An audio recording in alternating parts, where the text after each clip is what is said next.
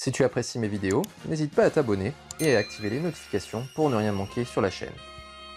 Salut tout le monde, bienvenue sur la chaîne MeatTrader pour cette vidéo hors série puisque je ne vais pas vous présenter aujourd'hui une meat cloth mais des emballages alternatifs qui peuvent venir remplacer avantageusement certains emballages des figurines pirates, notamment ici issues de la marque ShineTime. Donc je tiens tout d'abord à remercier l'ami Renan de la chaîne Diorama Review, chaîne brésilienne, et j'en profite d'ailleurs pour saluer la communauté brésilienne qui suit la chaîne. Donc merci à toi Renan de m'avoir fourni ces boîtes. Je tiens également à remercier Leandro Henrique qui est le concepteur de ces boîtes, puisque Renan ne fait que les distribuer. Donc I just can't speak Portuguese, so I'm gonna say it in English. I thank you guys, I really appreciate it. And of course, I wish you the best. Je vais enfin remercier cette fois-ci en bon français le camarade Komyu Shingon qui a servi un peu d'intermédiaire dans la transaction puisqu'il a acheté lui-même ses boîtes pour son compte personnel et donc j'ai profité du transport du Brésil vers la France. Donc ce qui m'a fait faire quelques économies. Et ensuite, Komyu me les a gentiment envoyés par Mondial Relay. Donc merci à toi camarade. La minute remerciement étant terminée, je vais attaquer la présentation de ce produit avec face à nous le yoga du cygne en version God Cloth par la marque ShineTime que je vous ai passé en revue il n'y a pas si longtemps sur la chaîne. Vous avez donc à droite l'emballage d'origine et à gauche cette version améliorée Made in Brazil. Pourquoi améliorer? Eh bien, première raison, et je pense que c'est la plus évidente, c'est qu'elle reprend quasiment la charte graphique des boîtes officielles. Ainsi, vous allez retrouver dessus le personnage en pied, avec à sa droite la représentation de sa constellation.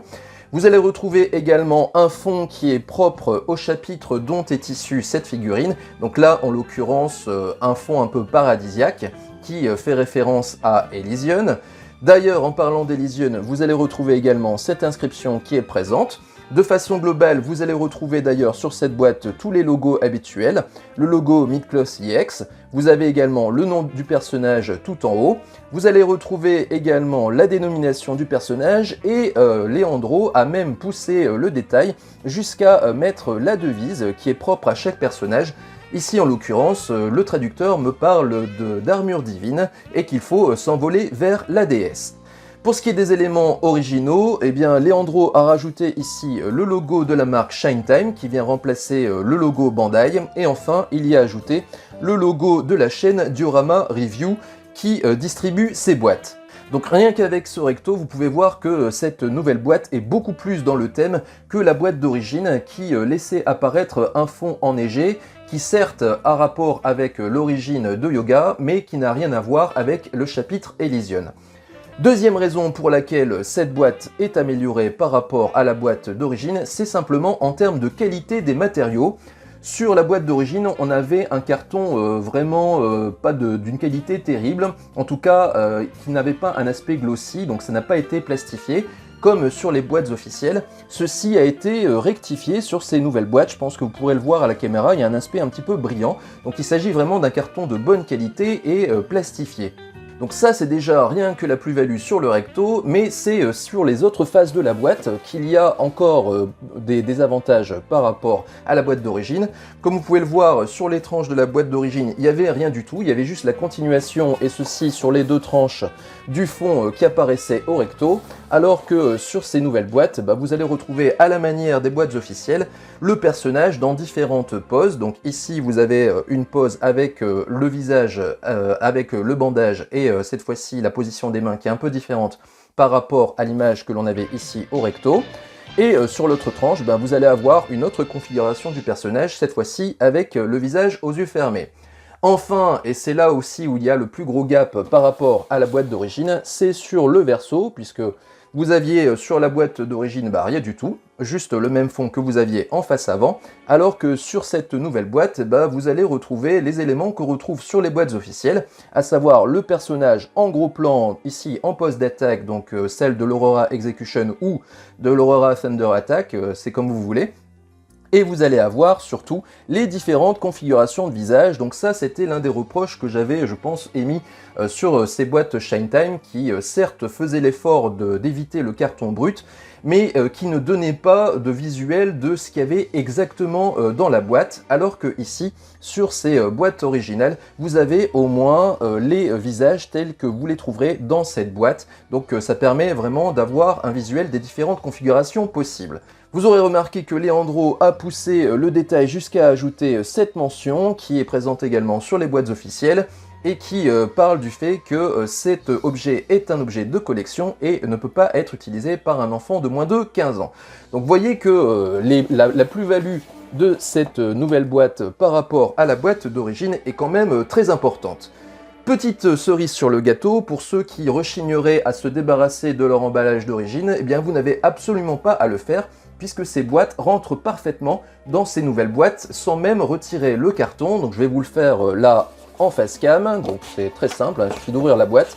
Vous remarquerez en même temps que c'est vraiment de la bonne qualité, c'est-à-dire que les pliures par exemple, c'est fait de façon professionnelle, c'est pas fait comme ça à la main. Donc il suffit simplement d'ouvrir la boîte, de mettre la boîte d'origine à l'intérieur, vous voyez que ça rentre parfaitement, il n'y a pas de gros écart. Et ensuite vous refermez simplement la boîte, voilà, et le tour est joué. C'est comme si c'était l'emballage d'origine. Donc vous allez pouvoir faire ça sur 4 figurines de la marque ShineTime. Enfin en tout cas moi j'ai fait l'acquisition pour 4 figurines de la marque ShineTime. Donc je vais vous montrer les autres boîtes. Je vais également vous évoquer le fait que ces boîtes sont livrées pas montées, elles sont à plat comme ça. Donc j'imagine que l'idée c'est que ça prenne le moins de place possible dans les colis et que dans ce cas-là ça revienne moins cher pour ce qui est du transport du Brésil vers la France. Remarquez que ces boîtes coûtent à peu près 10-11 euros l'unité, mais ce qui pique le plus, c'est les frais de transport du Brésil vers la France, puisque ça coûtera un peu plus de 30 euros.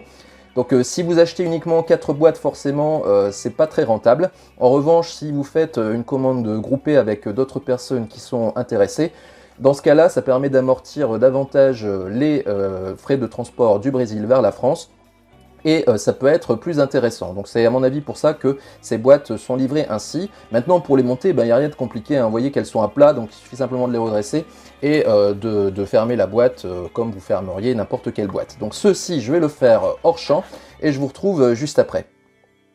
Voilà, donc j'ai terminé le montage des boîtes, c'était vraiment très rapide et très facile. Je vais vous les montrer chacune individuellement. Je vais passer à chaque fois très rapidement sur l'emballage d'origine qui, comme vous pouvez le voir sur cette Utgarda de Garm, est toujours un peu la même chose, à savoir la forme objet, avec un fond qui est vaguement en rapport avec le personnage, et ceci sur tous les côtés de la boîte.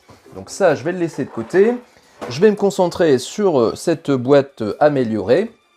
Donc vous avez ici un personnage qui appartient à l'univers Asgard Soul of Gold, donc les Asgardiens de 2e génération, et Leandro a fait l'effort ici d'avoir une charte graphique qui est propre à cette gamme. Donc vous allez retrouver un fond sombre, un peu à la manière d'ailleurs des personnages d'Asgard 1re génération des boîtes officielles Bandai, vous voyez notamment ici avec Alberic, ce fond un peu noir avec des montagnes enneigées, que l'on va retrouver un peu ici sur ces boîtes originales. Donc Leandro a décidé d'adopter un fond qui fait apparaître ces montagnes enneigées, je pense que vous le verrez ici, mais également des petites aurores boréales qui sont du plus bel effet. Moi personnellement, je trouve que c'est vraiment très réussi. Vous allez retrouver les mêmes éléments que l'on avait juste à l'instant sur la boîte officielle, le personnage en pied, la constellation à sa droite ici.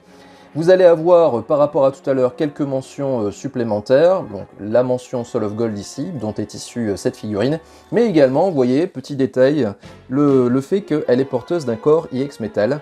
Donc ça, c'est toujours intéressant de l'avoir comme mention sur la boîte. Donc ça, c'est sur la partie recto. Au niveau des tranches, pareil que tout à l'heure, le personnage dans différentes configurations, donc ici avec son masque, et ici sans le masque. donc avec une pose sympathique. Et au verso, eh bien, comme tout à l'heure, les différentes configurations de visage et le personnage dans son attaque de l'illusion loup. Et vous aurez remarqué que Leandro, puisque je pense que c'est sa figurine, a fait cette main custom qui n'est pas livrée d'origine avec la figurine. Donc moi je trouve que c'est vraiment très sympa, graphiquement c'est vraiment très réussi. Donc une très jolie boîte qui remplacera bien entendu avec avantage la boîte d'origine. Puisqu'on est sur Asgard, on va continuer avec le Frodi de Gullinbursti, avec comme précédemment le packaging d'origine qui fait apparaître les mêmes éléments, la forme objet et un fond enneigé, et ce sur toutes les faces. Donc là rien à déclarer, je vais mettre ça de côté. Sur cette nouvelle boîte améliorée, donc vous allez retrouver les mêmes éléments que vous aviez sur la boîte précédente, donc il y a vraiment une unité en termes de chapitres ici. Vous allez donc ici avoir le personnage de Frodi avec son épée Six-Schwert à la main. Vous allez avoir sur les tranches différentes configurations du personnage, ici notamment avec sa cape en plastique, et sur l'autre tranche, la cape en tissu, puisque je vous le rappelle, cette figurine était livrée avec 2 capes. Et enfin, au verso, vous allez retrouver, comme tout à l'heure, le personnage en position d'attaque avec les différentes configurations de visage.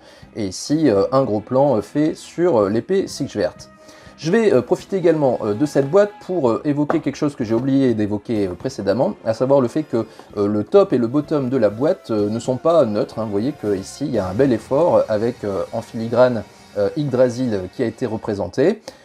Et enfin, en dessous de la boîte, vous allez retrouver ce qu'on pourrait appeler les mentions légales et petite touche sympa. Les concepteurs ont rajouté 2 flashcodes.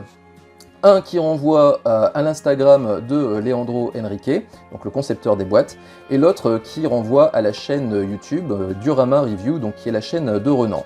Donc voilà pour ce qui est de cette boîte. Je vais terminer avec un personnage issu de l'univers The Lost Canvas, avec ce Kagao du Bennu. Pour ce qui est de la boîte d'origine, elle reprend à peu près les éléments précédents. Vous allez donc avoir la forme objet en face avant, avec à l'arrière-plan un fond bleu violacé, couleurs qui sont assez fréquemment utilisées pour ce qui concerne la mort. Vous allez avoir sur les tranches ce fond-là que vous allez retrouver. Et là, ils avaient fait un petit effort tout de même, c'est qu'ils avaient fait un soleil au verso, donc soleil qui est en rapport avec l'attaque du personnage. Donc ça, c'était pour la boîte d'origine. Pour cette nouvelle boîte, alors ce qui est intéressant, c'est que vous avez là aussi une charte graphique qui est propre à l'univers de Lost Canvas, que Leandro a utilisé. Donc pour vous le montrer, je vais vous montrer ce que donnait la boîte d'origine Bandai. Et vous allez vous apercevoir qu'il y a tout de même pas mal de points communs. Bon, évidemment, la taille est différente, puisque ici on a une taille au format IX. Mais pour ce qui est des éléments que vous allez retrouver dessus, vous voyez qu'ils correspondent peu ou prou à ce que vous aviez sur la boîte d'origine Bandai, à commencer par la devise du personnage, dont le traducteur me dit qu'il s'agit de la flamme immortelle du monstre céleste. Ce qui est également notable, c'est que Leandro utilise des illustrations animées pour le personnage, à la façon de ce qu'a fait Bandai, puisque à l'époque, ils avaient le droit d'utiliser les images de l'animé, alors que pour les figurines plus récentes, on a simplement droit à la représentation de ce que donnerait l'armure du personnage si elle était montée en forme objet. Donc, je vais laisser de côté la boîte Bandai. Chose à ajouter sur cette nouvelle boîte, c'est que la charte graphique qui est utilisée est très proche de celle qui est utilisée sur les figurines des spectres IX de chez Bandai, avec ces couleurs rose violacées. Donc bravo à Leandro d'y avoir pensé. Petit détail également que je n'ai pas mentionné avant, vous voyez qu'il y a une petite mention ici de l'origine de la figurine et de sa date de parution, donc ça c'est plutôt sympa. Donc voilà pour ce qui est du recto. Donc sur le côté, vous avez le personnage, encore une fois, dans une configuration différente, et ce sur les 2 tranches, donc ici avec les yeux fermés, et donc ici avec le visage d'enserré. Vous voyez que c'était quand même compliqué de mettre le personnage bien en entier avec si peu de place du fait de l'amplitude de ses ailes. Au verso, vous allez retrouver le personnage en position d'attaque avec son Corona Blast et les différentes configurations de visage qui étaient quand même ici en assez grand nombre. Donc là encore une fois, l'aspect esthétique de la boîte est vraiment très bon. Vous voyez que ces nuances de rouge avec ces nuances de violet et de noir sont vraiment du plus bel effet. Et pour être totalement exhaustif, je vais vous montrer également le top de la boîte, donc le nom du personnage, et le bottom, les mentions légales, avec ici donc le Bennu et les différents logos que j'évoquais tout à l'heure. Donc voilà pour ce qui est de cette boîte et ce qui va me permettre également de conclure sur celle-ci en vous disant que bien évidemment il ne s'agit pas d'un indispensable, hein, ce sont que des boîtes, donc si pour vous les boîtes n'ont aucune importance, bah, ce produit à mon avis vous laissera totalement indifférent. Si par contre vous êtes intéressé par ce produit et qu'éventuellement vous aimeriez l'acquérir, eh bien je vais vous renvoyer simplement vers Leandro ou vers Ronan. Je vous mettrai dans la description le lien vers l'Instagram de Leandro et vers la page Facebook de Ronan. Comme ça vous aurez plus de détails sur comment les importer. Donc voilà pour ce qui est de cette vidéo. On se retrouvera je pense bientôt pour le passage en revue du Deathmask du Cancer en version Revival de chez Bandai après une longue abstinence en ce qui concerne les mid-cloths pour la marque officielle. Et donc d'ici là, eh bien comme d'habitude, portez-vous bien.